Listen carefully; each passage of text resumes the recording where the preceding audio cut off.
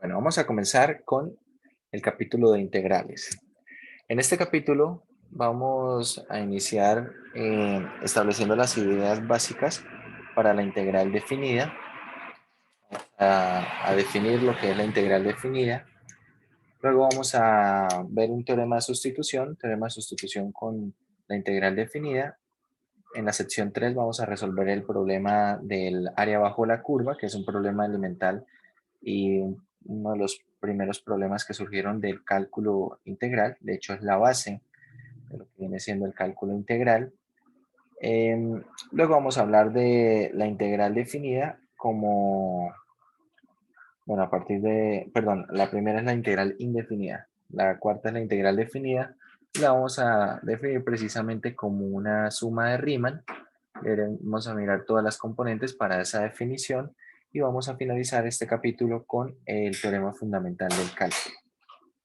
Bien, bueno. Entonces, para hablar de la integral indefinida, vamos a hablar primero del concepto de antiderivada. Nosotros en el curso de cálculo 1 estábamos resolviendo el siguiente problema. Se nos daba una función y igual a f de x y lo que nosotros calculábamos era y', ¿verdad? Calculábamos y', es decir, la derivada de esto. Por ejemplo, si yo les doy, vamos a poner acá algunas funciones y las vamos a derivar. Si ponemos, por ejemplo, x cuadrado más x menos 2, ¿cuál es la derivada de esta función?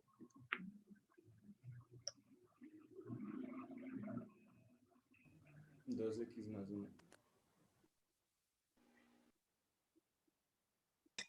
2x más 1. 2x más 1. La derivada, eso será 2x más 1. Bien. A ver, por ejemplo, si ponemos algo de este estilo, ahora vamos a poner la secante de x al cuadrado. ¿Cuál será la derivada?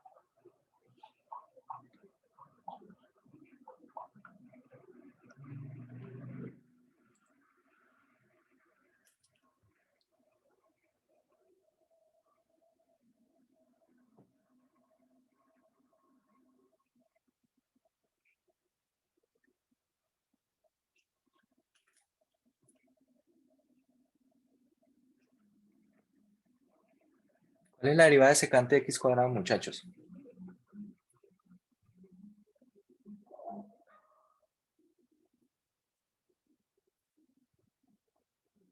Acá en el chat responden. Vamos a mirar.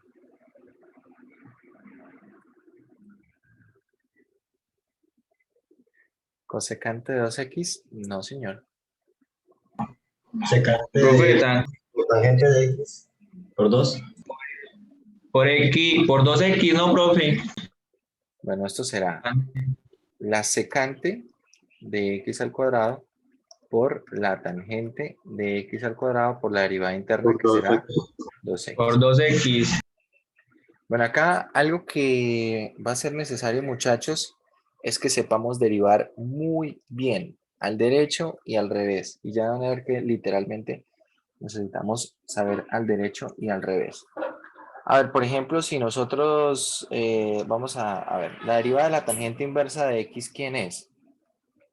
Esto es 1 sobre 1 más x al cuadrado, ¿verdad? Vamos a poner aquí otra, por ejemplo, e a la x. ¿Cuál es la derivada de e a la x? Es la misma función e a la x, ¿verdad? La misma función e a la x. ¿Cuál es la derivada de, por ejemplo, 2 elevado a la x? ¿Cuál es la derivada de 2 a la x?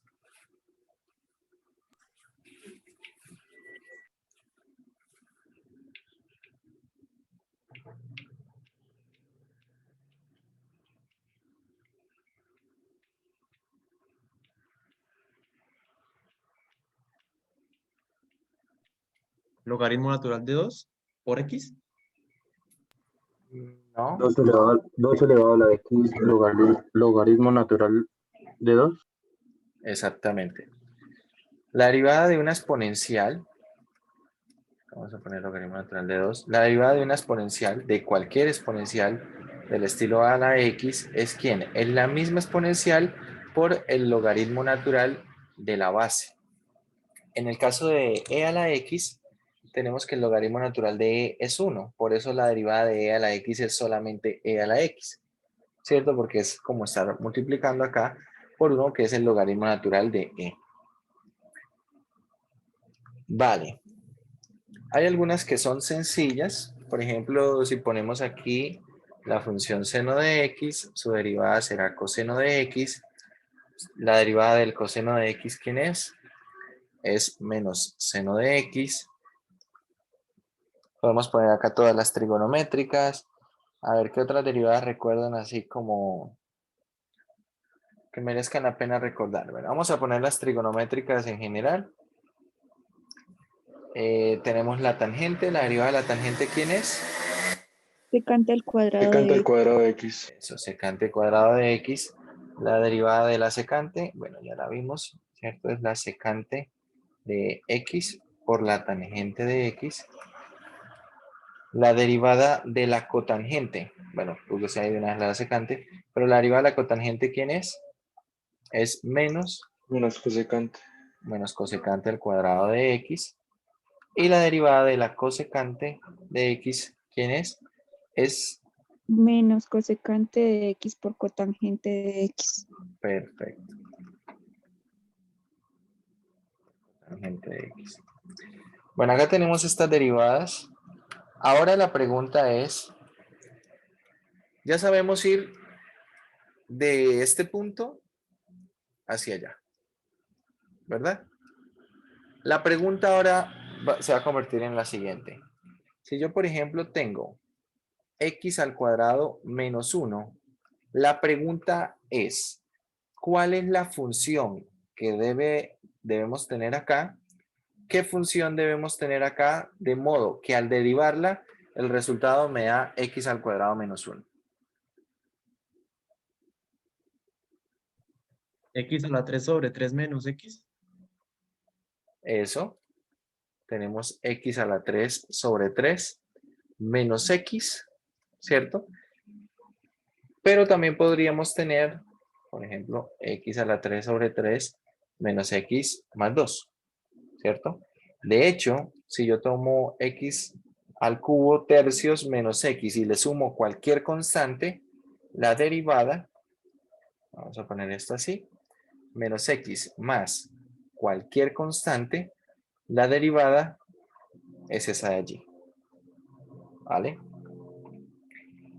Esto que estamos haciendo se conoce como una antiderivada. Bueno, de hecho esta que estamos poniendo acá con la K sería una familia de antiderivadas. Encontrar una función, como lo que hicimos acá, encontrar una función tal que cuando nosotros la derivemos nos dé como resultado la función de la que partimos, ¿cierto? La función que está acá a la derecha, ese proceso se conoce como encontrar antiderivadas. Para eso es que necesitamos saber derivar al derecho y al revés. Al revés, ¿por qué? Porque ahora no hay que pensar en la derivada de manera directa, ¿verdad? No hay que pensar en derivar una función dada. Hay que pensar en que al derivar una función nos dé un resultado dado. Entonces, si tengo ese resultado dado, la pregunta es, ¿quién es la función original que derivé? ¿Vale? Y hay algunos casos que pueden ser más o menos sencillos, ya los iremos a mirar. Por ejemplo, si nosotros ahora recurrimos a mirar esta tabla al revés, por ejemplo, si yo tengo secante al cuadrado, entonces la función que debo derivar es la tangente. Si tengo, por ejemplo, secante por tangente, la función que debo derivar es la secante, y así sucesivamente. Hay algunas que las vamos a poder reconocer fácilmente, ¿vale? Algunas se van a poder reconocer fácilmente. Lo que podemos ver en general, si yo tengo una función de la forma x a la n, una función potencia, encontramos que la derivada de x a la n, ¿quién es? Es n, x a la n menos 1. ¿Qué quiere decir? Que si yo tengo algo de esta forma, n por x a la n menos 1, su antiderivada o una antiderivada es x a la n. De esta manera se pueden establecer algunas reglas para encontrar antiderivadas, ¿vale? Por ejemplo, si tenemos x a la 5, ¿quién sería una antiderivada para x a la 5? Entonces veamos, a este resultado, le estoy disminuyendo 1 en el exponente, ¿verdad? Le estoy disminuyendo 1 en el exponente. Entonces, acá deberíamos tener x a la 6, que a ver, lo voy a escribir así. Deberíamos tener x a la 5 más 1, ¿vale? ¿Por qué? Porque aquí, cuando derivo, le disminuyo 1 al exponente. Pero, ¿qué pasa? Que acá tenemos, en la antiderivada, tenemos x a la 6. Y si yo derivo x a la 6, esto me va a dar 6 veces x a la 6 menos 1. Pero como acá no tengo ninguna constante, tengo un 1, entonces, ¿qué pasa? Que acá debemos poner un sexto, ¿vale? Debemos poner un sexto. Debemos poner un sexto y ahora sí lo podemos hacer de esta manera. Si originalmente, bueno, perdón, no acá, al otro lado. Si originalmente tengo un sexto de x a la 6, cuando yo derive va a quedar un sexto bajo el exponente, ¿cierto? Resto 1 al exponente, quedaría a la 5 y eso es exactamente de donde partí. Bien. Esto se conoce como el proceso de encontrar antiderivadas, como ya lo había dicho.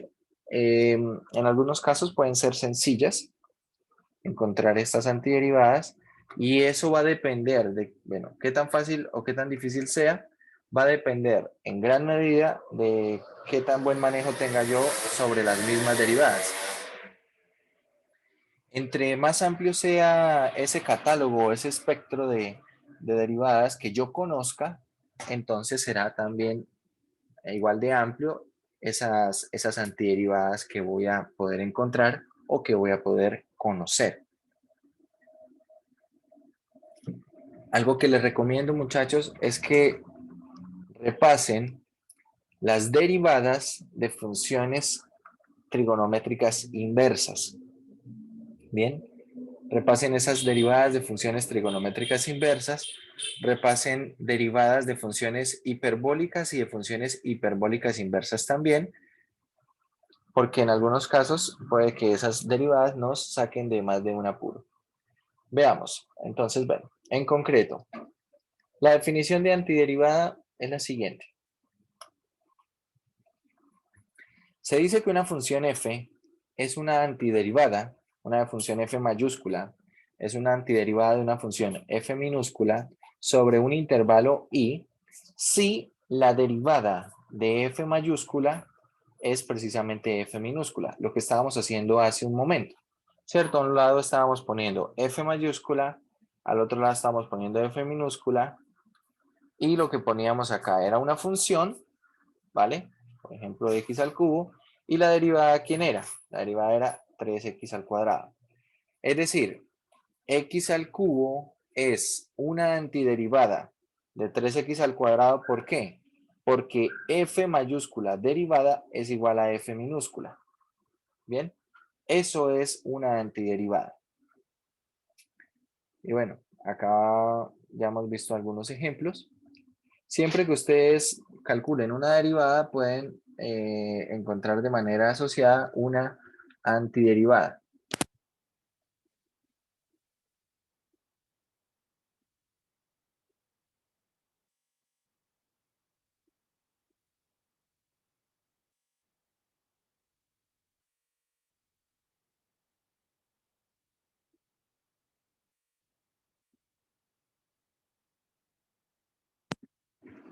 Bueno, vamos a ver el siguiente resultado. Si tenemos que G' y F' mayúsculas son iguales, básicamente lo que estamos diciendo es que las derivadas de dos funciones son iguales para todo x en algún intervalo cerrado. Entonces, mucha atención, las antiderivadas, ¿cierto? Las antiderivadas, es decir, g y f, van a ser iguales, pero difiriendo en un signo. Van a diferir, perdón, en un signo no, en una constante. Y esto para todo para todo x en el intervalo. Lo que veíamos también hace un momento. Si yo, por ejemplo, tenía las funciones, digamos, f de x, que fuera x al cubo, o g de x, que fuera x al cubo más 3, ¿qué podemos observar? Que las derivadas, ¿cierto? F' de x, ¿quién es? Es 3x al cuadrado y es igual exactamente a la derivada de g, ¿verdad? Ambas derivadas son iguales. Entonces, ¿qué pasa con las funciones? Bueno, acá podemos observarlo. Ambas funciones son iguales excepto por una constante, ¿sí? Excepto por una constante que podemos encontrar en la cual ellas difieren. ¿Qué quiere decir teóricamente este resultado? Que cuando uno está encontrando antiderivadas, uno para una función encuentra alguna antiderivada. La antiderivada como tal no es única, ¿bien? No lo vamos a mencionar como la antiderivada porque no es única. Como podemos ver, f mayúscula y g mayúscula son antiderivadas de esta función 3x al cuadrado. Ambas son antiderivadas. ¿Cuántas antiderivadas entonces existe para una función? Existe una familia completa, es decir, existe infinitas antiderivadas. Y lo que dice este teorema es que todas esas antiderivadas difieren solamente en una constante, ¿vale? Difieren en una constante. Entonces, esto nos da una idea de alguna manera cómo encontrar antiderivadas o al menos nos garantiza que cuando encontremos una antiderivada, la familia completa se puede generar simplemente sumando una constante que varíe en los reales. Y ahí tenemos todas las antiderivadas posibles. ¿Bien? ¿Por qué? Porque, bueno, tal vez la pregunta que uno se puede hacer es, ¿será que existe algún otro tipo de función, sea cual sea, cuya derivada sea 3x al cuadrado? Porque sí, ya encontramos un tipo de funciones, las que son x al cubo más una constante. Pero ¿será que habrá algún otro tipo de función, por allá alguna función de pronto trigonométrica, con composiciones y que se simplifiquen algunas cosas cuando se derive y se obtenga esto? Y la respuesta es no. ¿Qué lo garantiza? Este teorema. El teorema 5.1.1. Todas las antiderivadas son las iguales en forma, solamente que difieren por constantes.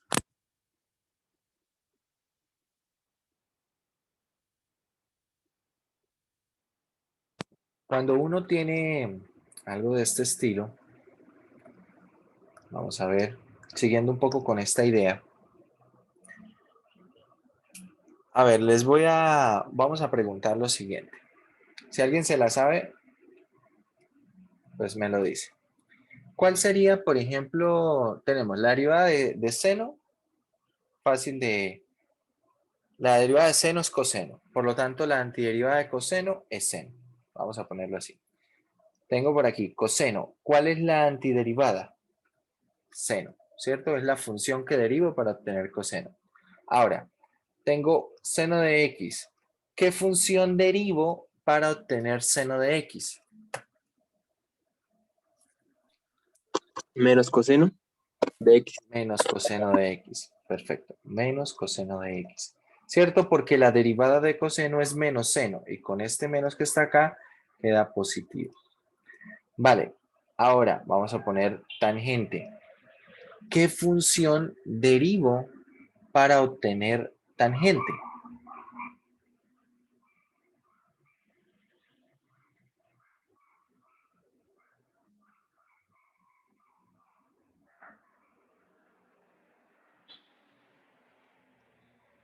Esto lo Secante vamos... cuadrado de x. No, si yo derivo secante al cuadrado de x, ¿cuál es la derivada de la secante al cuadrado de x?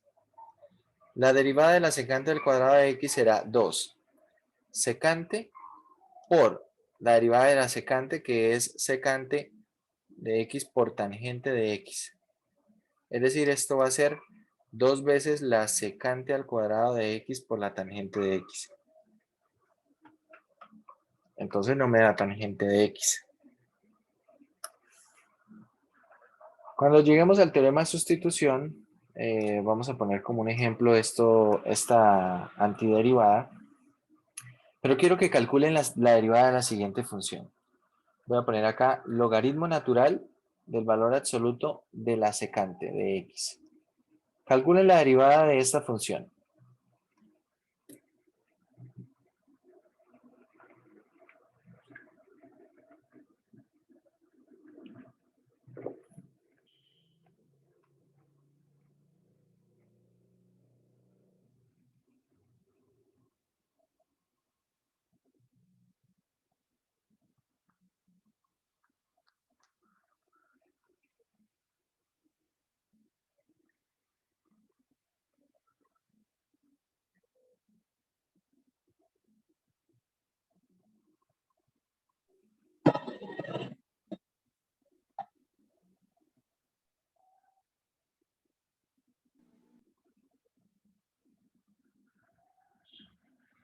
Tangente de X. La tangente, ¿verdad? A ver, vamos a mirar. La derivada de lo que está acá, ¿quién será? La derivada del logaritmo natural es 1 sobre el argumento. Será entonces 1 sobre la secante de x por la derivada interna. La derivada de la secante, ¿quién es? Es secante por tangente. Es decir, que simplificamos estas secantes y el resultado es la tangente de x. Conclusión, antiderivada de tangente, podemos poner logaritmo natural de la secante. Y para que queden todas las posibles antiderivadas, le ponemos acá una constante. ¿Vale? Una constante k. Pero resulta, a ver, yo quiero que ahora hagan la siguiente cuenta. Quiero que calculen menos logaritmo natural, la derivada de menos logaritmo natural del coseno de x. Calculen esta derivada y me dicen cuánto da.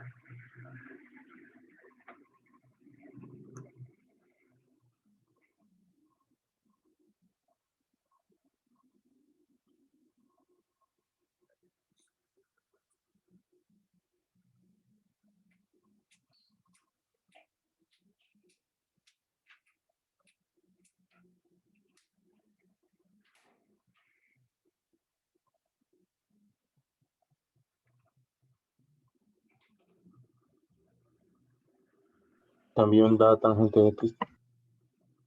También la tangente. Tangente X, no, profe. Miremos entonces esta derivada.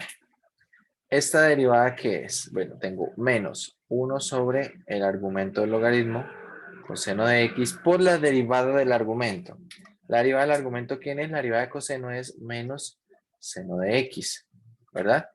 Es menos seno de x. Cuando hacemos acá las cuentas, esto va a ser seno de x sobre el coseno de x, lo cual va a ser tangente de x. Entonces, ¿qué es lo que está ocurriendo? Que yo acá estoy poniendo logaritmo natural de la secante, estoy poniendo menos logaritmo natural de coseno. Pero el teorema dice que las antiderivadas difieren por una constante. Entonces, ¿qué es lo que está pasando acá? Porque en apariencia se ven diferente, ¿o no? Bien, pues resulta que acá puedo usar identidades, tanto para el logaritmo como para identidades trigonométricas. Resulta que si yo tomo esta función, no sé si lo recuerdan, pero hay una propiedad de los logaritmos y es la siguiente. Logaritmo en cualquier base de una función elevado, por ejemplo, a una constante. De hecho, puede ser incluso elevado a otra función. Vamos a poner acá n. Esto será igual a ¿qué? A n logaritmo en esa base de f de x. ¿Verdad? Nosotros en este momento estamos obteniendo lo de la derecha. ¿Ok? Estamos teniendo lo de la derecha. Y lo vamos a reescribir así. ¿Qué quiere decir? Que menos logaritmo natural de coseno es igual al logaritmo natural de coseno, mucha atención, acá voy a poner esto en amarillo, elevado a la menos 1, ¿cierto? Está entrando este exponente menos 1, se está subiendo a esa potencia. Mucha atención, esto no es coseno inverso, es coseno a la menos 1. Y esto será el logaritmo natural de 1 sobre coseno de x. ¿Y 1 sobre coseno es igual a qué, muchachos? Secante. A la secante. Entonces acá tenemos el resultado que está acá arriba. Logaritmo natural del valor absoluto de la secante. Es decir que menos logaritmo natural de coseno es exactamente lo mismo que el logaritmo natural de la secante. Es exactamente lo mismo. ¿Vale? Aunque tenga dos presentaciones, entre comillas, en esencia son exactamente lo mismo. Es decir que no están contradiciendo nada el teorema, porque de hecho estas dos son la misma función. Cuando uno trabaja sobre todo con funciones trigonométricas, es posible que un resultado pueda, en apariencia, tener más de una forma, en apariencia. Pero si uno usa identidades y usa algunas propiedades de las que estudiaron en cálculo 1, deben poder llegar exactamente a la misma expresión, ¿vale?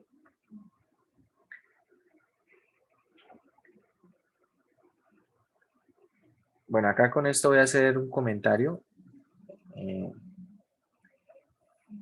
Es diferente coseno inverso de x.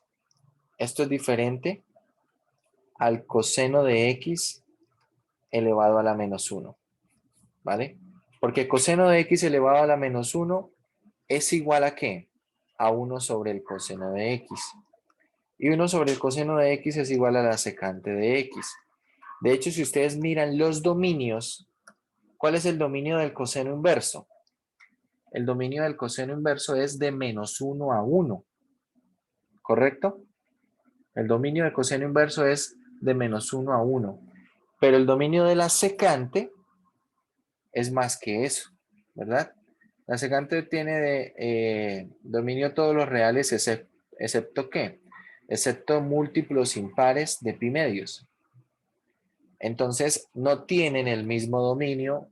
Eso es suficiente para mostrar que estas dos cosas son distintas.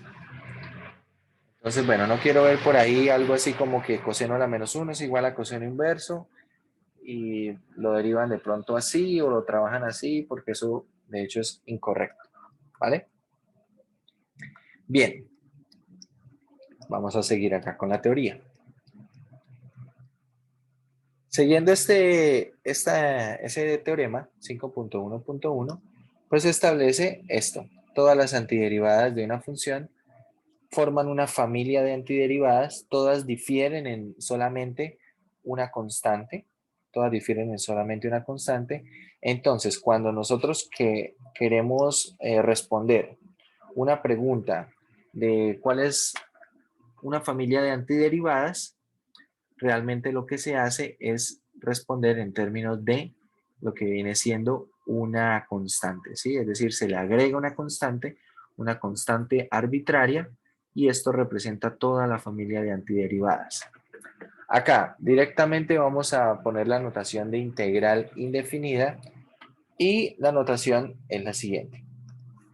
Bueno, este símbolo que tenemos acá, que es como una S alargada, se conoce como el signo de integral, ¿vale? Esto se lee la integral de f de x. ¿Qué quiere decir este de x? Este de x lo que representa, por ahora para nosotros lo que representa, es la variable con respecto a la cual se está calculando la integral. Y entonces, ¿qué es calcular una integral? Calcular una integral indefinida es calcular la familia de antiderivadas de la función que está acá dentro de la integral, ¿vale? Es simplemente notación, por ahora es simplemente notación. Es decir que esto que estoy encerrando en negro, cuando yo calculo o quiero encontrar la integral de f de x, esa integral indefinida, esta integral ¿Qué representa o qué pregunta me está haciendo la integral? La pregunta que me está haciendo, la instrucción que me está dando es halle la familia de antiderivadas de f de x. Bien, eso es lo que me está pidiendo el ejercicio. Si me piden resolver esa integral, me están pidiendo hallar la familia de antiderivadas de f de x. ¿Vale? Bueno, acá vamos a ver algunas tablas de antiderivadas y básicamente son tablas de integrales. Entonces, como les decía yo, para una regla de diferenciación, para una regla de derivación, tenemos una regla para encontrar antiderivadas. O de otra forma, o, bueno, dicho de otra forma, una fórmula de integración. Es decir, lo que estábamos haciendo hace un momento, recuerden que la integral lo que representa es la antiderivada, ¿sí? La familia de antiderivadas. Entonces, si por un lado yo tengo que la derivada de x es 1, entonces la familia de antiderivadas de 1, ¿quién es? Es x más una constante, ¿vale? La familia de antiderivadas de 1 es x más una constante. Veamos otro. La derivada de x a la n más 1 sobre n más 1 es x a la n, ¿verdad? Es x a la n, donde n es diferente de menos 1. Es x a la n. Es decir, que la integral de x a la n, ¿quién será? X a la n más 1 sobre n más 1 más una constante. Y acá está. Bien. Así podemos seguir. La derivada del logaritmo natural del valor absoluto de x es 1 sobre x. Entonces, la integral de 1 sobre x, ¿quién es? Es el logaritmo natural de x más una constante. Para cada regla de diferenciación tenemos en consecuencia una regla de integración o una fórmula de integración. La derivada de seno es coseno, por lo tanto la integral de coseno, ¿quién es? Seno, más una constante. ¿Vale? Y así con cada una de estas. La integral del coseno, bueno, la derivada del coseno es menos seno, por lo tanto la integral de seno, ¿quién será? Será menos coseno más una constante. Repito, la integral que representa o qué es lo que indica la familia de antiderivadas, ¿sí? La familia de antiderivadas. La integral del seno, que es la familia de antiderivadas de seno. Es decir, la pregunta que responde es, ¿qué funciones o qué familia de funciones debo derivar para que me dé seno de x? ¿Vale? Esa es la pregunta que responde. Y bueno, acá tenemos las demás, ¿cierto? La integral de secante al cuadrado en la tangente, la integral de la cosecante cuadrado es menos cotangente, la de la secante por tangente es secante, bien. En pantalla, ahí está, la de la cosecante es menos la de la cosecante por cotangente, es menos cosecante más una constante.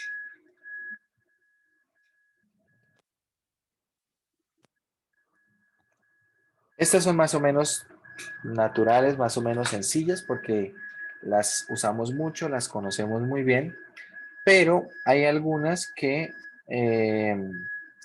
tal vez no conozcamos tan bien, hay algunas que tal vez no conocemos tan bien, y ahí es importante, muchachos, es importante que nosotros podamos ir construyendo una tabla de integrales nosotros mismos, ¿vale? Nosotros mismos debemos ir construyendo nuestra propia tabla de integrales. Una tabla en la cual vayan agregando información. Se vaya a ir agregando información. Por ejemplo, acá ponen solamente algunas. La derivada del seno inverso, ¿quién es? Es 1 sobre la raíz de 1 menos el argumento al cuadrado. ¿Vale? El argumento al cuadrado. Es decir, que la integral de 1 sobre la raíz de 1 menos x al cuadrado, ¿quién es? Es seno inverso de x más una constante. Si nosotros, por ejemplo, nos encontramos con una integral como esta y no lo asociamos con un seno inverso, no recordamos que eso tal vez está asociado o relacionado con un seno inverso, tendríamos que resolver esa integral de otra manera. Bien, y bueno, eso ya iremos a mirar en técnicas de integración. Eso se puede resolver con sustitución trigonométrica, pero si conocemos esa regla de diferenciación, entonces conocemos esa regla de integración y por lo tanto va a ser sencillo de trabajar. La que es más común de todas estas trigonométricas inversas es la de la tangente inversa. Se utiliza mucho. Acá en este curso tal vez va a aparecer muchas veces, ya irán a ver. Entonces la integral de 1 sobre 1 más x al cuadrado, ¿quién es? Es la tangente inversa de x más una constante. La de la secante inversa es bueno, estas son las que son menos conocidas. La de la secante inversa y la de la cosecante inversa. Observen cómo es la derivada.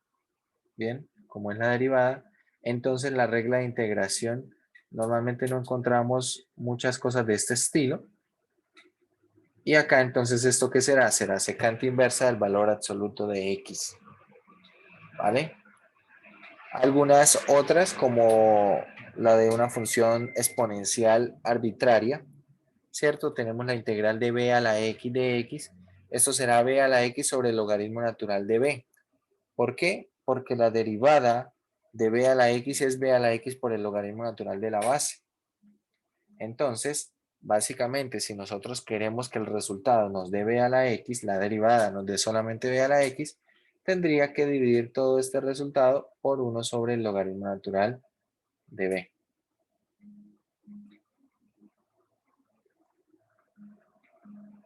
¿Vale?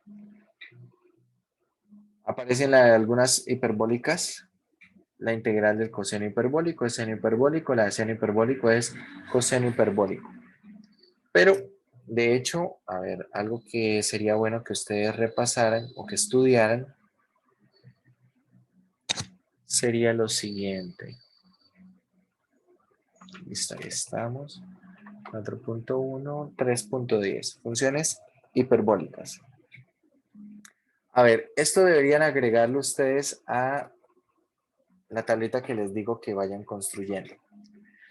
Acá en la sección 3.10, no sé si la vieron, puede ser que la hayan visto. Si no la vieron, entonces por su cuenta, por favor le dan un repaso, ver cómo se define la función seno y coseno hiperbólico. Acá están, funciones hiperbólicas. A partir de ellas se definen las funciones tangente, cotangente, secante y cosecante hiperbólicas. ¿Vale? Tenemos las gráficas de las funciones hiperbólicas. Vean la de la secante hiperbólica, por ejemplo, parece una campana de Gauss. La de la cosecante hiperbólica es similar a la función 1 sobre x. La de la tangente hiperbólica es similar a la de la tangente inversa, ¿cierto? Es similar. Estoy refiriéndome a la forma. La del coseno hiperbólico parece una parábola. De hecho, si uno la traza en GeoGebra, el coseno hiperbólico, y uno la ve, uno dice, bueno, esto tal vez es una parábola. Vamos a poner y igual al coseno hiperbólico de x.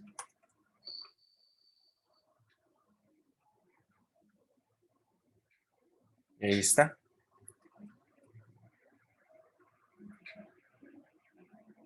Uno ve esto y dice, es una parábola, ¿verdad? Esto es una parábola.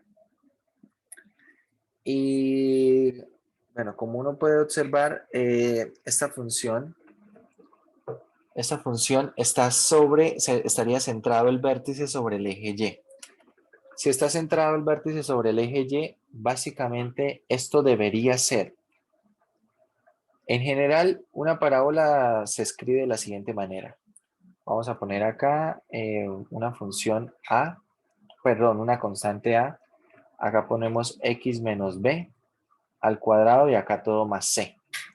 Pero ¿qué pasa? Que si yo, por ejemplo, hago x menos b, o sea, b es diferente de 0, lo que va a ocurrir es que el vértice de la parábola se va a mover horizontalmente.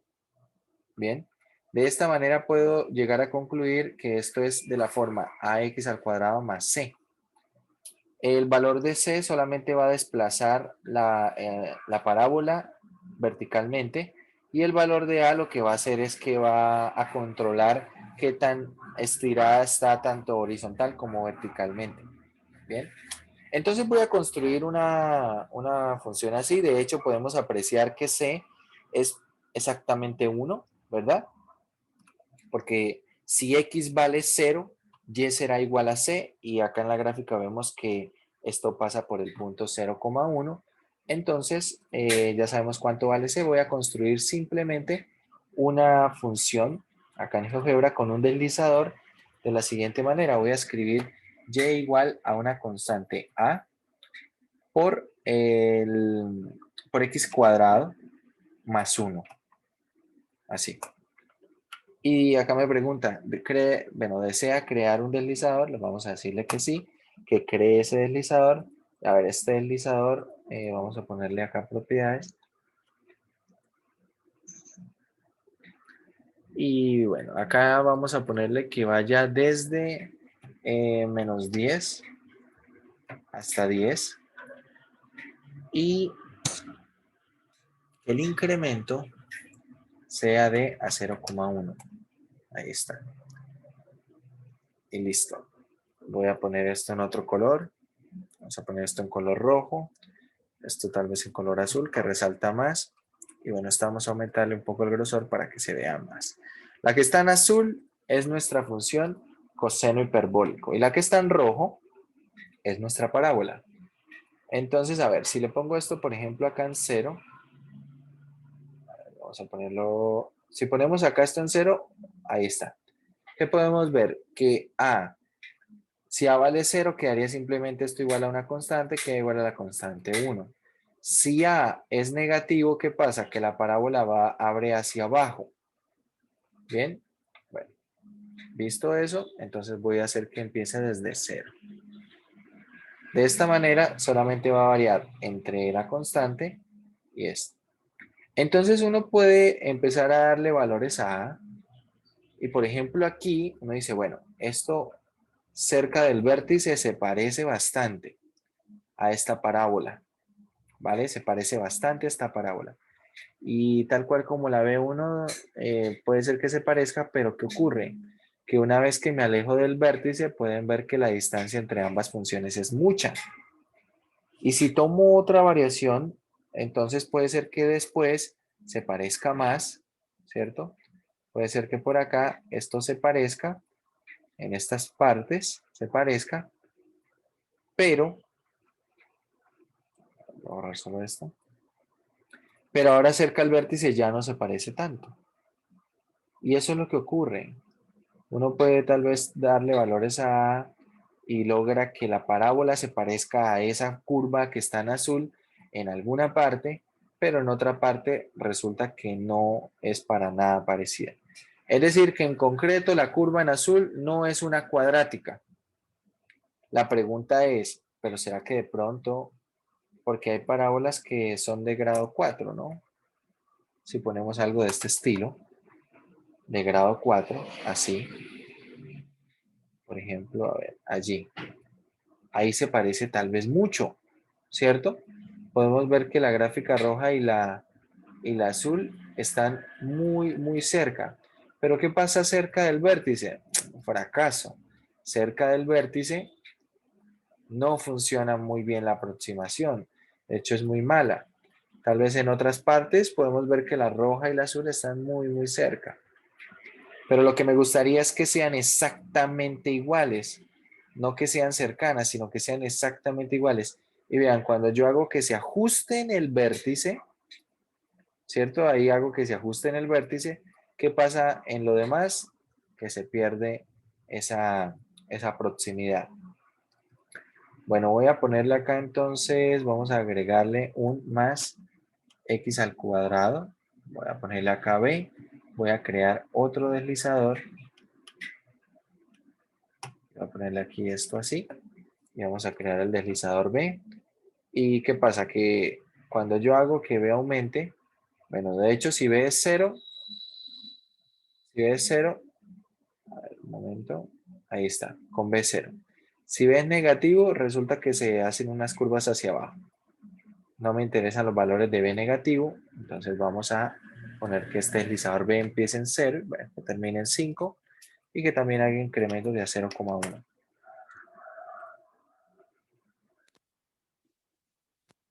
¿Qué pasa si ahora hago variar B en los positivos? Entonces, bueno, acá como que se está achatando más. Ah, bueno, este sí lo hago un poco más acá hacia 0. Y empiezo un poco a jugar con estos dos, ¿no? Empiezo un poco a jugar con estos dos que están acá, pero puedo ver que si ajusto cerca al vértice, entonces se desajustan lo demás. Bien.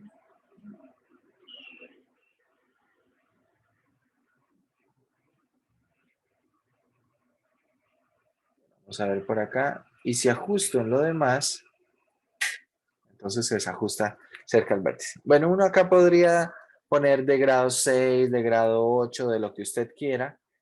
Y nunca va a poder encontrar una función polinomial que sea exactamente esta función que está en azul.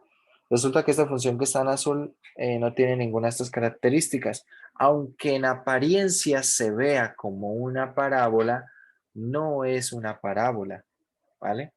No es una parábola, como les digo, tiene esta forma que está acá. Eso es lo que se define como una parábola. Entonces, no será una parábola esto que está acá.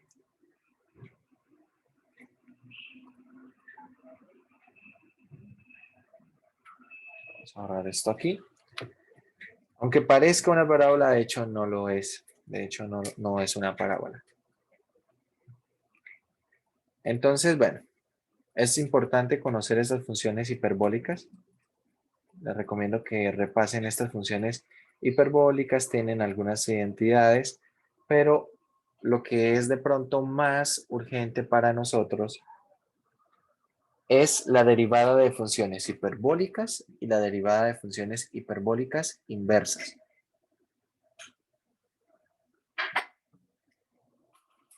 ¿Por qué? Como ya les dije, siempre que tengamos una regla de diferenciación, vamos a tener una regla de integración.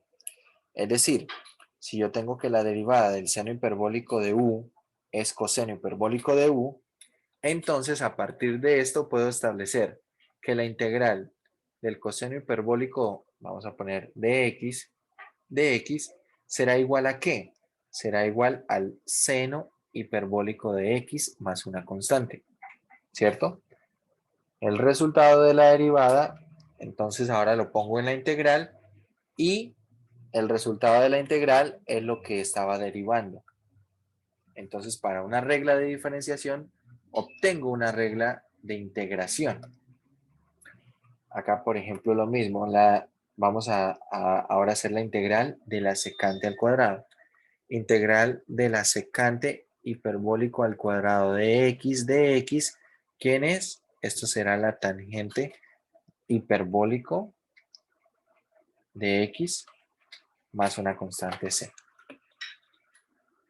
¿Vale? Y así sucesivamente. Por acá luego se definen sobre esta sección las funciones hiperbólicas inversas. Acá están funciones hiperbólicas inversas. Importante también conocerlas.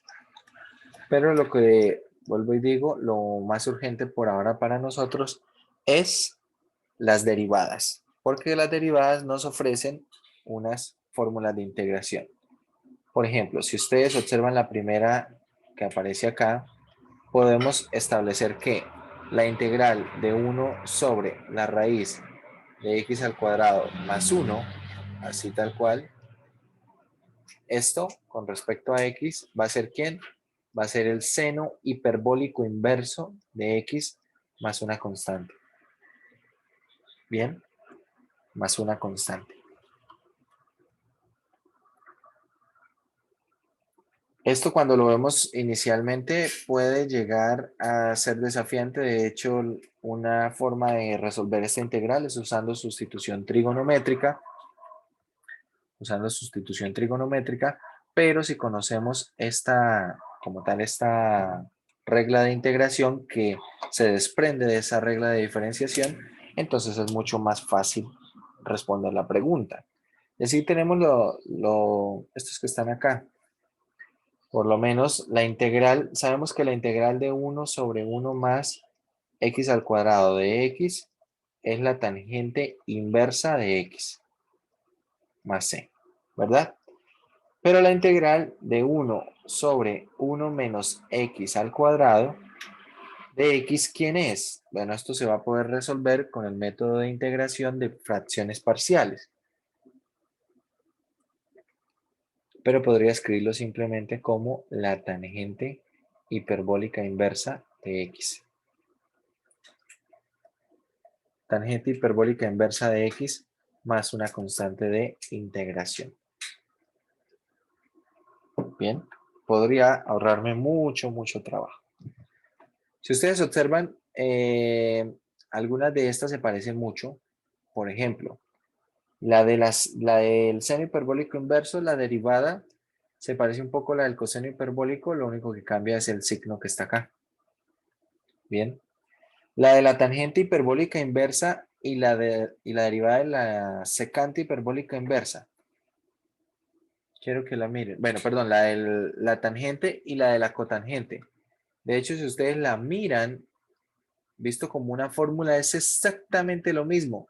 Algebraicamente es exactamente lo mismo, pero hay que tener cuidado, porque una está definida de -1 a 1 y la otra está definida en el complemento.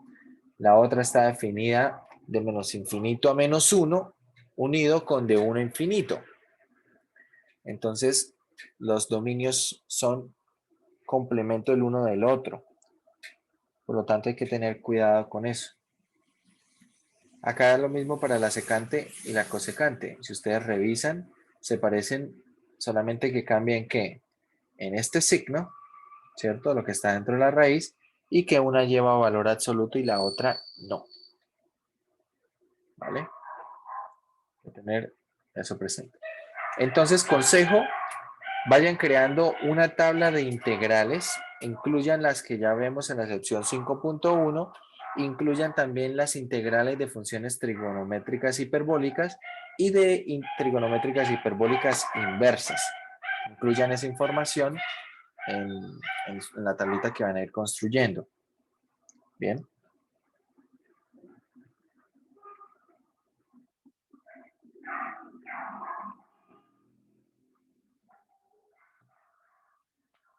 Vamos a volver a la página en la que estábamos. Creo que era como la 310, no me acuerdo. Antes.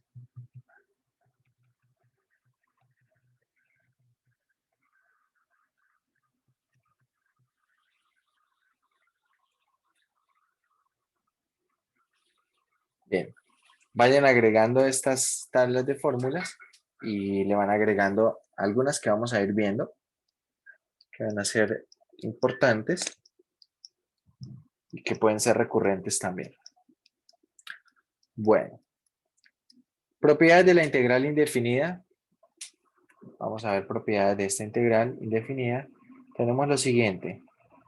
Si f' f mayúscula, la derivada, es igual a f minúscula y la derivada de g mayúscula es g minúscula, de otra manera, ¿esto qué quiere decir? A ver, interpretemos esta información. Si la derivada de f mayúscula es f minúscula, quiere decir que la integral de f minúscula de x es f mayúscula de x más c, ¿verdad? La derivada de f mayúscula es f minúscula. De otra manera, f mayúscula es antiderivada de f minúscula. Lo mismo para g. Lo mismo para g. La integral de g de x es igual a g mayúscula de x más una constante c. Entonces, ¿qué propiedades obtenemos de esto? Veamos. La primera propiedad básicamente lo que dice es que puedo sacar una constante de una integral indefinida. Es decir, si tengo la integral de una constante multiplicada por una función, entonces puedo sacar la constante y calculo la integral de esa función. Y eso, en resumen, ¿qué será? Será la constante por f mayúscula, que es la antiderivada. Es una antiderivada más una constante. Tenemos entonces la familia de antiderivadas. Segunda propiedad, la integral indefinida de una suma o diferencia de funciones es la suma o diferencia de las integrales indefinidas de esas funciones. Bien, es decir, que puedo separar la integral de una suma como suma de integrales. Básicamente es lo que quiere decir. Y bueno, vamos a mirar algunos ejemplos. A ver, yo a lo largo del curso voy a tratar de no hacer ejemplos del texto, de no leer como tal los ejemplos del texto. Esos ejemplos prefiero que los lean ustedes. Tal vez haré algún comentario de alguno u otro ejemplo, pero prefiero que hagamos nosotros como ejemplos problemas de la sección de ejercicios. Bien, a ver, no sé, vamos a hacer algún problema. Por ejemplo, vamos a hacer el 21. Hay que calcular la integral en el problema 21.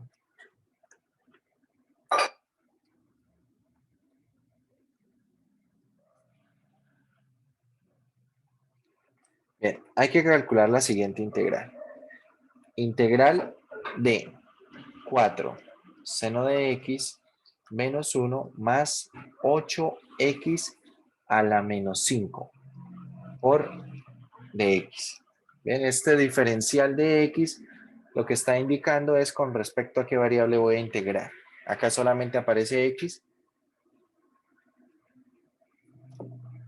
Por ahora es la única interpretación que le podemos dar. Más adelante tendrá otra interpretación. Tiene que ver con algo de, básicamente que tiene, bueno, tendrá algo que ver con la partición sobre un intervalo que queremos hacer. En el curso de cálculo 3 tiene más significado.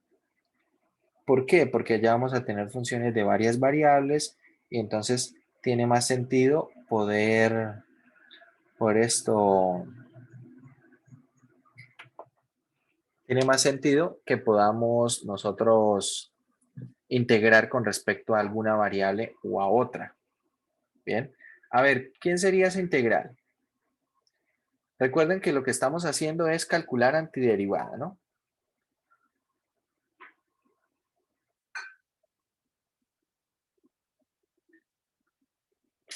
Vale, Nicolás. Sí, hoy mismo subo el video. Voy a subir el video. Y bueno, vamos a subir el video yo creo que ahorita a mediodía para que lo puedan ver. Bien.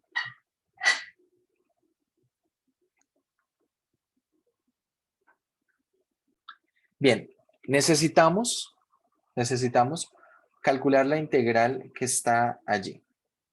Esta integral que está acá. Básicamente lo que estamos pidiendo son antiderivadas. Entonces, mucha atención porque vamos a usar las propiedades que acabamos de ver.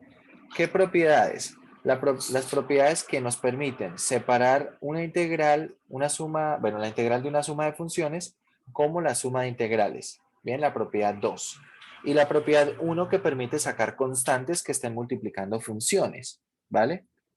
Es decir, que esto yo lo puedo separar como, la integral de 4 seno de x menos la integral de 1 de x más 8 veces, bueno, la integral de 8x a la menos 5 de x. ¿Qué vamos a hacer ahora? Vamos a sacar constantes. Bien, queda entonces acá 4 veces la integral del seno de x menos acá la integral de 1 de x, esta la dejamos así. Y aquí 8 integral de x a la menos 5 de x. Entonces ahora pregunto, integral de seno de x, ¿quién es? Es decir, ¿qué función debo derivar para que me dé seno de x? Menos coseno de X. Sí, señor. Entonces, mucha atención. Lo voy a escribir así. Voy a usar dos colores acá. Voy a poner 4. Y acá tenemos menos el coseno de X. Y voy a poner más una constante de integración. Vamos a poner más C1. Profe, una pregunta. Sí, señor. ¿Y si no colocamos la constante S y al final le sumamos solo eso y ya? ¿O tiene que ser a cada uno? No, bueno, eso es lo que quiero mostrarles. Precisamente lo que quiero mostrarles. Es lo que quiero concluir. Que sería lo mismo hacer la integral y al final sumarle una constante. ¿Sí? Pero quiero que veamos eso. La integral de... Profe, una pregunta. ¿Quién es? ¿Qué función derivo para que me dé 1? X. X. X y le sumo, vamos a ponerle aquí otra constante, ¿vale? Ahora acá tengo 8 veces. ¿Cuál es la integral de X a la 5? ¿Qué derivo para que me dé X a la 5? Entonces esto X a la menos 4 sobre menos. sobre menos 4, ¿verdad? Sobre menos Señor. 4. Tengan en cuenta que cuando calcule la integral de una función potencia, voy a poner aquí más C3. Cuando yo calculo la integral de una función potencia, a ver esto, si lo piensan de esta manera puede ser más sencillo. Si usted está calculando la integral de x a la n de x, ¿esto qué es? Al exponente súmele 1 y lo va a dividir en ese nuevo exponente, ¿vale? Si lo recuerda de esta manera, será fácil. ¿Cómo se integra una potencia? Súmele 1 al exponente y divide todo sobre ese nuevo exponente. Lo que pasa acá. A menos 5 le sumo 1, queda menos 4 y divido todo esto en menos 4. Profe, ¿y por qué ese exponente no puede ser menos 1? Vale, lo que pasa es que si este exponente llega a ser menos 1, entonces esto ¿cómo quedaría? Si este exponente llega a ser menos 1, quedaría x a la 0, ¿cierto? Que, a ver, lo voy a escribir así. Menos 1 más 1, ¿cierto? Le sumo 1, pero que el problema no es el numerador, el problema es el denominador, ¿vale? Porque quedaría x a la 0 sobre 0, y esto es 1 sobre 0, y esto no estaría definido. Por eso no se puede que el exponente sea menos 1. Cuando el exponente es menos 1, no se integra usando regla de potencia. De hecho, x a la menos 1 es 1 sobre x. Acá se integra usando la antiderivada de ¿quién? Del logaritmo natural. ¿Vale? La derivada del logaritmo natural del valor absoluto de x es 1 sobre x. Entonces, para cuando sea menos 1, el exponente, eso es simplemente logaritmo natural. La integral es logaritmo natural. Y cuando es menos 1, ya vimos que hay problema, ¿no? Hay problema. Para todos los demás, el exponente puede ser lo que quiera, excepto menos 1. Podemos usar esta regla. Es lo que estamos haciendo acá. Vale, entonces vamos a hacer acá las cuentas. Quedaría menos 4 coseno de x más 4c1 menos x menos c2 más, bueno, acá queda menos, con este menos 4, queda 8 dividido en 4, 2, x a la menos 4 más 8c3. Finalmente las constantes las puedo agrupar todas en una sola constante y escribir todo esto así. Menos 4 coseno de x menos x menos 2x a la menos 4 más, vamos a ponerla en otro color, más una constante que vamos a llamar c. Bien, más esta constante que vamos a llamar c. Esta constante es una constante de integración que básicamente este c para este caso sería 4c1 menos c2 más 8c3. ¿Ok? En conclusión, lo que preguntaba el compañero, cuando yo haga varias integrales, cuando esté haciendo aquí varias integrales, entonces no es necesario ponerle a cada una de las integrales una constante. Bien, no es necesario. Podría al final poner la constante de integración para lo que sería todo el resultado. Bien. ¿Alguna pregunta con respecto a este ejercicio? Profe, o sea que si la integral queda así larga, la constante se pone como ya en la respuesta. Sí, señor. La podemos poner al final o bueno, podríamos, bueno, ahorita vamos a hacer otros dos ejercicios y vemos cómo podríamos poner esa constante. Bien, una vez ya se haga la integral, vamos poniendo la constante o podríamos ponerla al final. Es muy importante poner esta constante, muchachos. Y les voy a decir por qué. Bueno, en algunas ocasiones, bueno, sobre todo en los exámenes, cuando uno presenta exámenes, hay profesores, a veces yo he hecho eso también, que si, por ejemplo, una integral, un problema es resolver una integral y esa integral vale, digamos, vale 8 puntos, o sea, vale 8 décimas. Y usted resuelve bien la integral y no pone la constante de integración, hay profesores que ponen una décima. Y dicen, profe, pero solamente fue la constante. Y la pregunta que deben responder es la siguiente. Cuando nosotros estamos resolviendo una integral, por ejemplo, si yo resuelvo la integral de 2x de x y yo digo que esto es solamente x al cuadrado, ¿qué pasa? Que la pregunta que me está haciendo la integral es, halle todas las funciones de modo que al derivarse me den 2x. ¿Bien? Es lo que me está pidiendo. Halle todas las funciones tal que cuando las derive como resultado me dé 2x. Y usted me está dando una función. ¿Vale? ¿Cuántas funciones existen? Infinitas. Infinitas. Y estaríamos dando una de esas infinitas. Que sí, que solamente es una constante, pero es que esta constante representa infinitas funciones. Entonces, si ponderamos de la respuesta en la cual usted debía dar infinitas funciones, está dando 1, entonces su resultado para la nota debería ser 8 décimas dividido en infinito, si fuéramos proporcionales, ¿no? A lo que respondió, que eso básicamente es 0. Entonces, esa constante de integración es muy importante, porque si no, yo estoy respondiendo mal a la pregunta, ¿vale? Estaríamos respondiendo mal a la pregunta. Como les digo, la pregunta de la integral es, halle todas las funciones cuya derivada sea esa función que está dentro de la integral. Y si yo olvido la constante de integración, estaría diciendo que existe solo una. Pero de hecho, siempre existen infinitas. Siempre se encuentra una familia completa de antiderivadas y la forma de poner toda la familia completa es con esa constante, ¿vale? Bien, vamos a hacer otro par de ejercicios.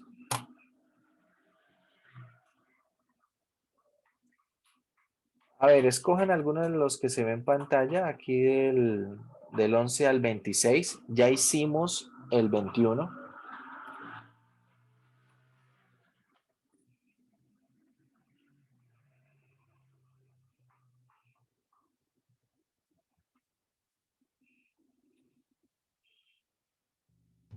El 19. El 19.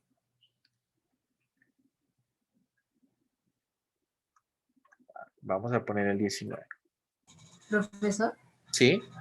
qué pena, en el ejercicio anterior, ¿de dónde salió el menos 2x a la menos 4?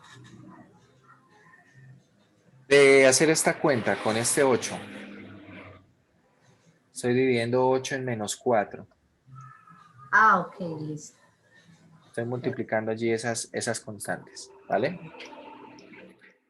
A ver, voy a transcribir este ejercicio 19. Esto va a ser integral de x a la menos 1 menos x a la menos 2 más x a la menos 3 sobre x al cuadrado de x, ¿vale? Vamos a separar esto. A ver, cuando uno recién observa esta integral, ¿qué se les ocurre? ¿Qué podemos hacer para resolver la integral?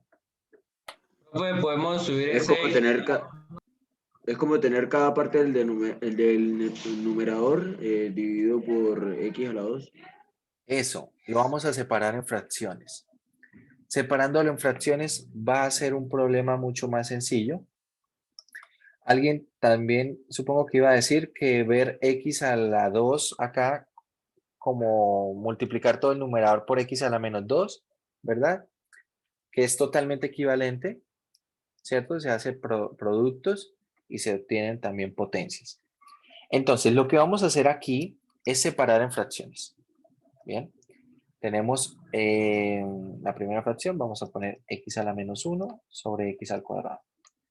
Menos x a la menos 2 sobre x al cuadrado. Más x a la menos 3 sobre x al cuadrado. Todo esto por dx. ¿Vale? Entonces, cada una de estas la debo escribir como una potencia.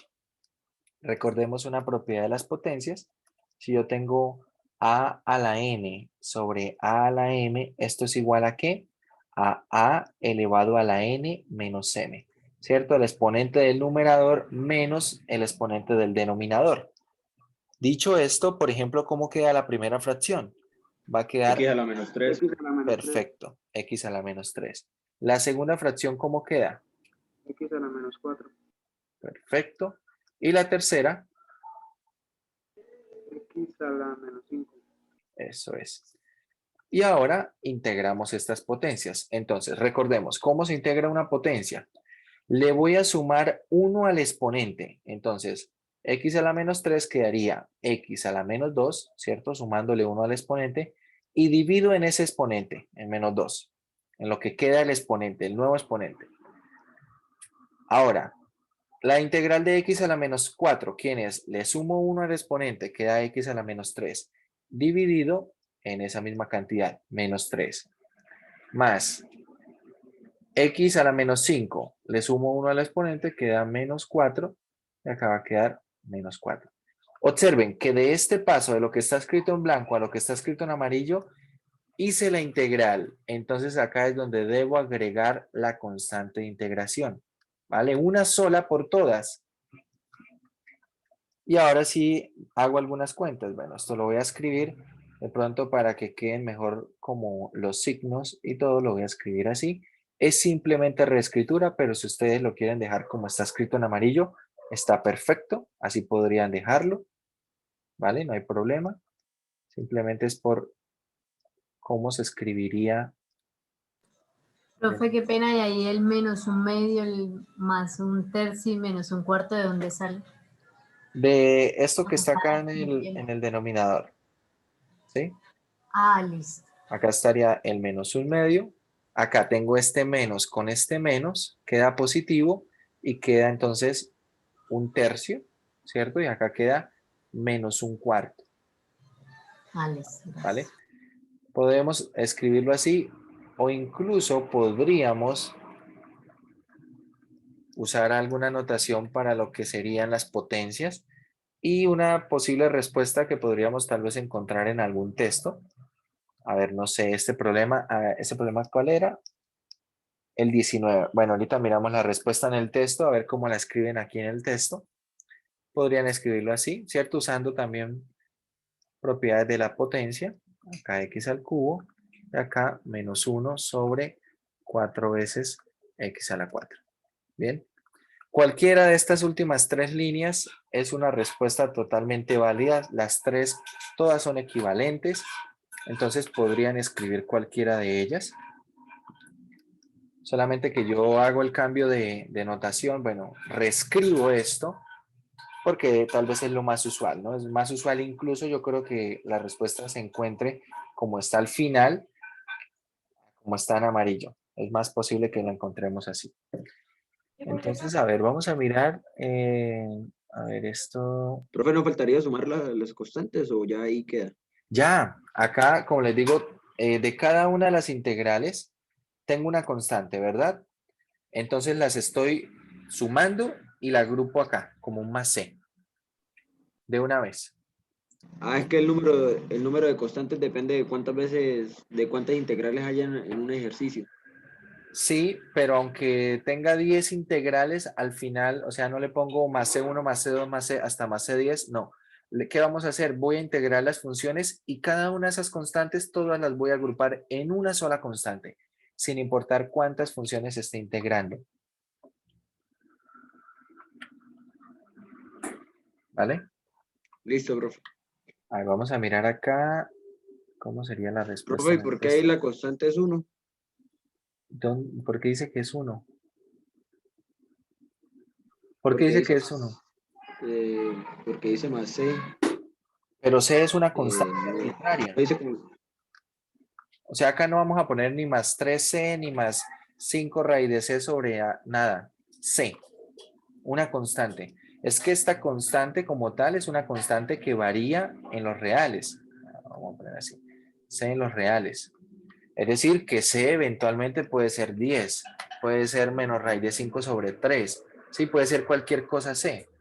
Ya veremos en algunos problemas, sobre todo cuando estemos en la parte de aplicaciones, movimiento rectilíneo, vamos a encontrar estos valores de C.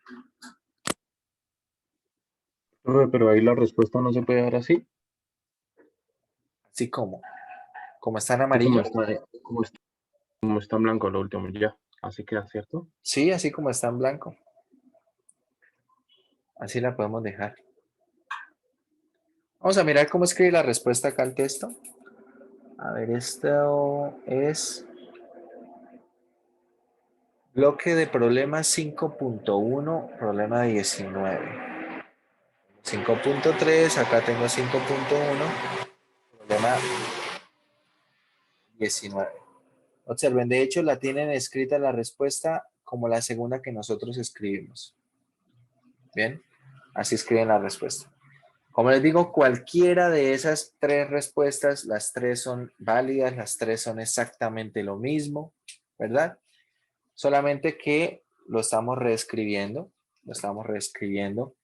tal vez por cómo sería conveniente tenerlo escrito. Es un poco de convención, ¿vale?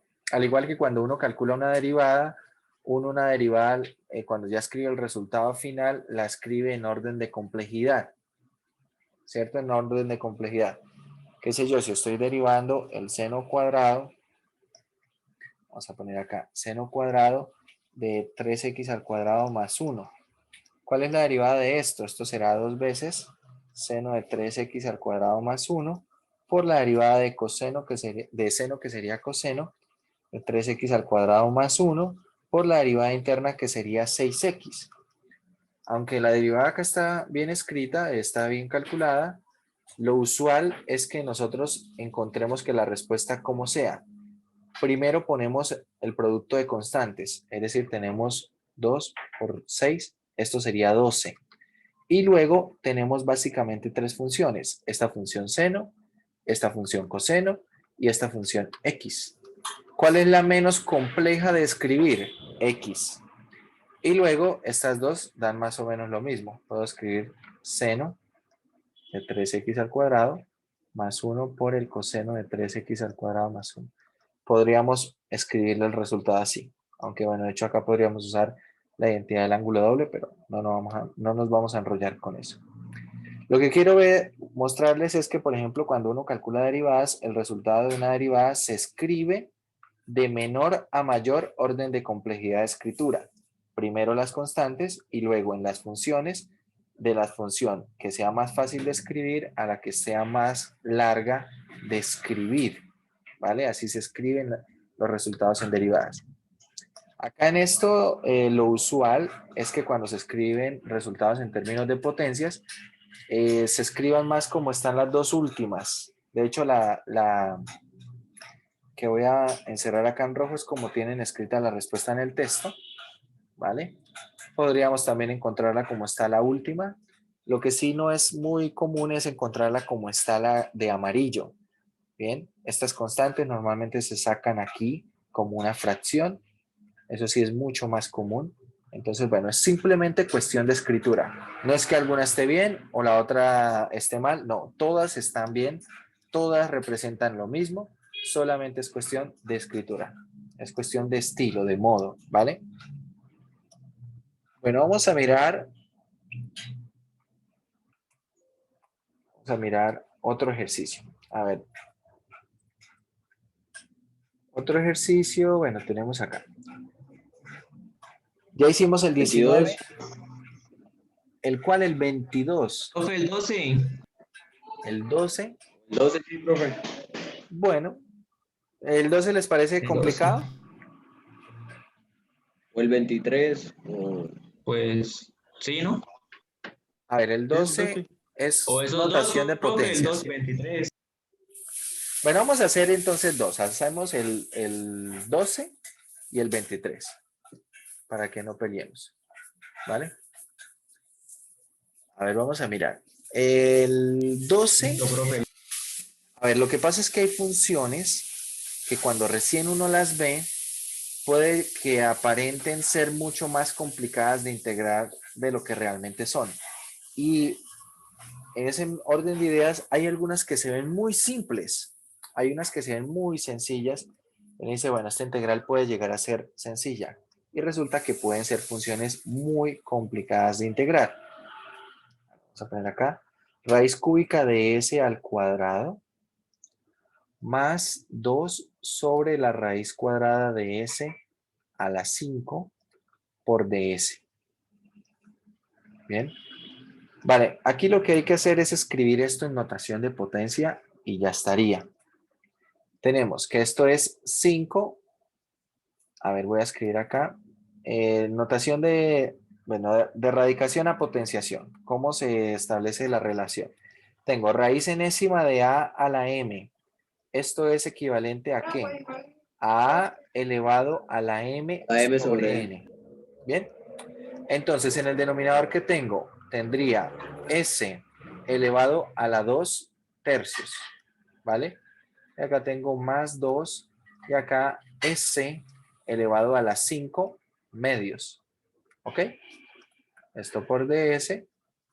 Y ahora pues voy a pasar esto a, visto como una potencia en el numerador, tengo 5 veces s elevado a la menos 2 tercios, ¿correcto? Y acá tengo más 2 veces s elevado a las 5 medios, y esto por ds. Y ahora, bueno, voy a integrar Profe, ¿no sería la menos 5 medios? eso. Acá falta un menos. A la menos 5 medios. A ver, voy a integrar. Entonces, la constante, el 5 lo dejo quieto. ¿Sí? Esa constante lo dejo quieto.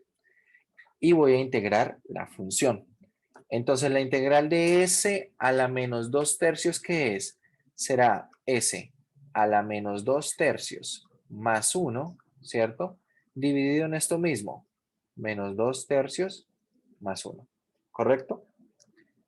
Más 2 veces la integral de s a la menos 5 medios, ¿qué será? S a la menos 5 medios más 1 sobre menos 5 medios más 1. Todo más una sola constante de integración, ahí está. Y bueno, ahora queda hacer las cuentas.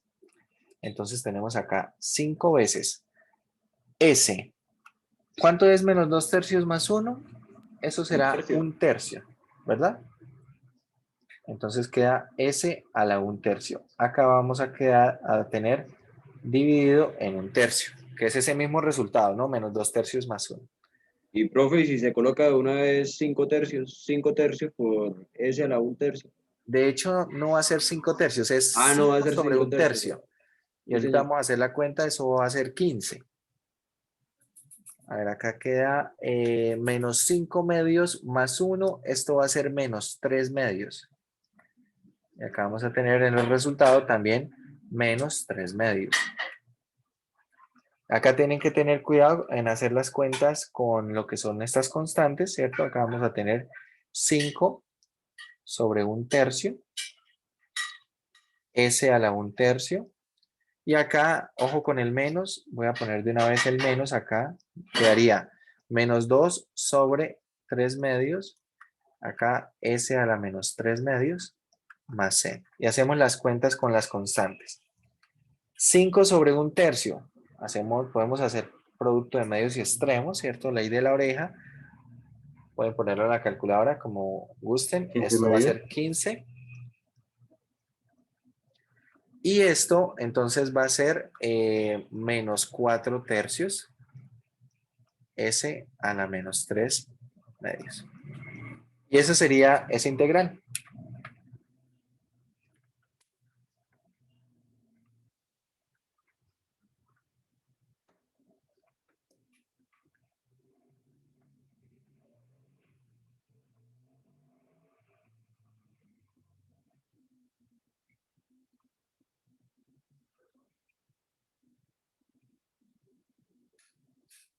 ¿Alguna pregunta? Profe, ¿no es necesario volver a ponerlo a raíz? Hable por favor un poquito más fuerte. Que si no es necesario volver a ponerlo a raíz.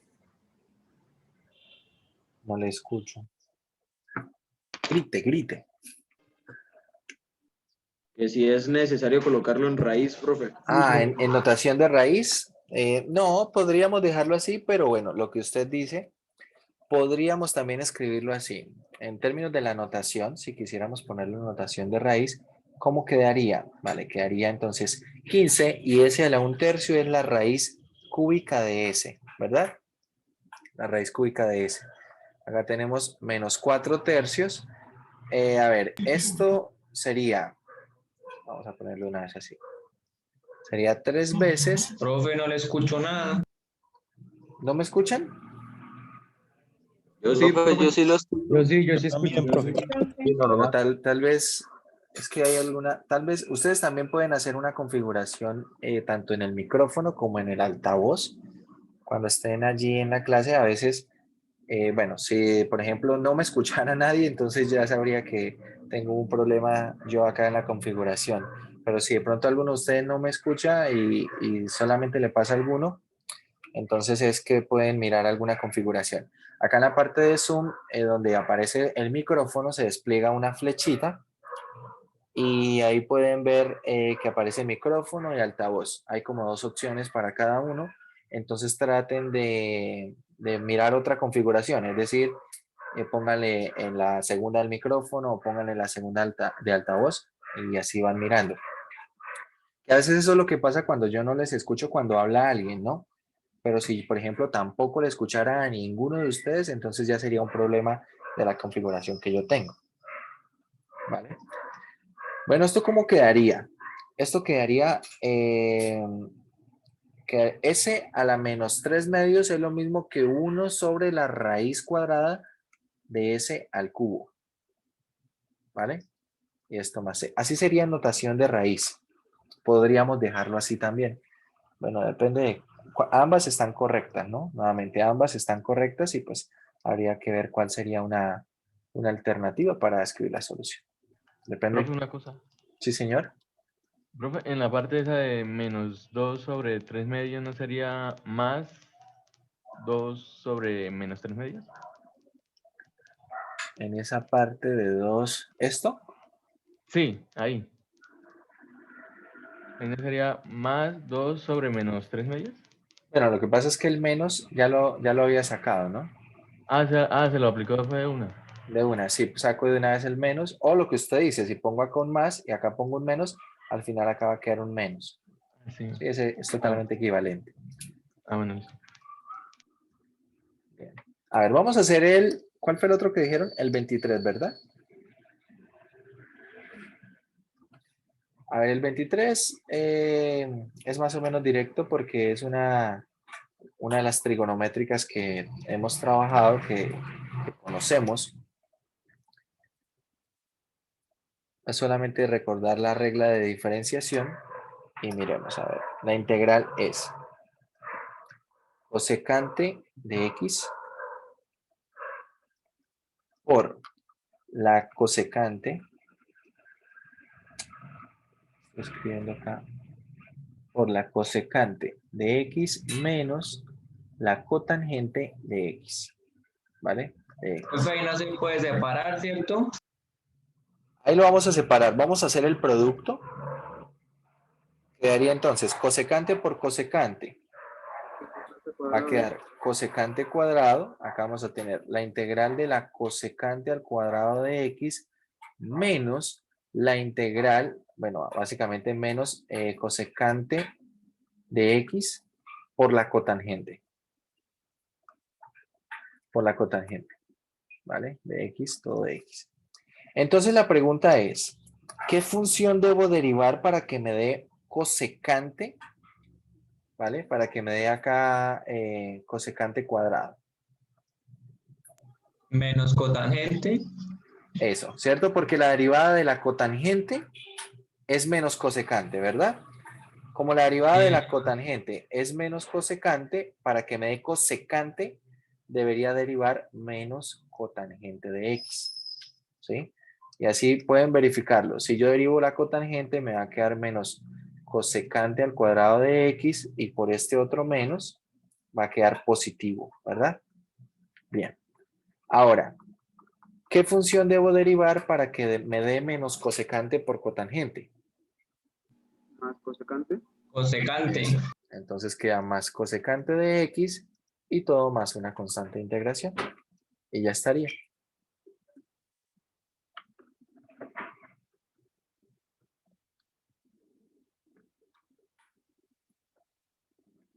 Profe, no debería ser menos cosecante para que pueda dar positivo.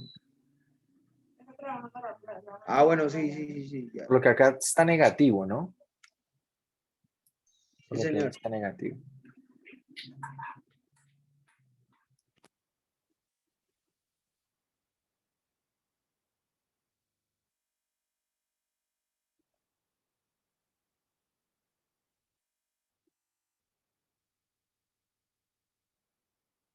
Profe, ¿lo puede explicar otra vez?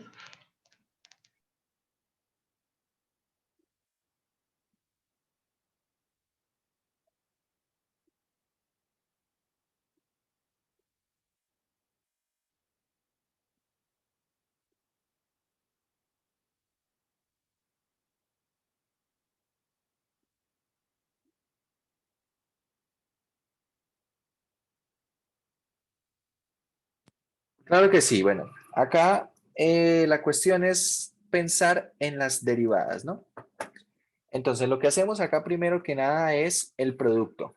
Cosecante por cosecante es cosecante cuadrado y menos, y bueno, cosecante por menos cotangente es menos cosecante por cotangente.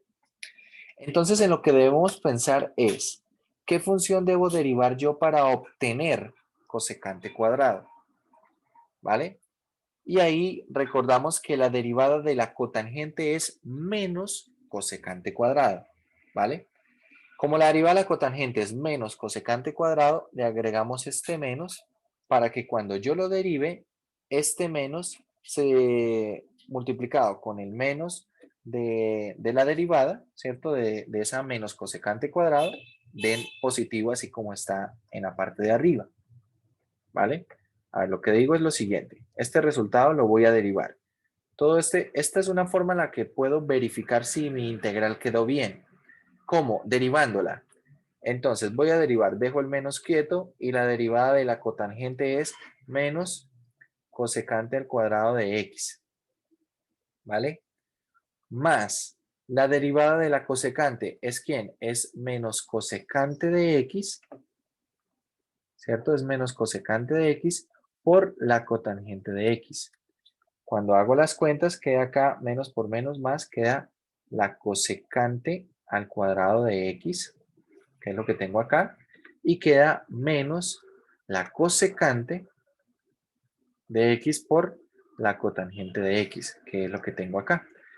Es pensando en las derivadas, como lo estamos resolviendo, ¿vale?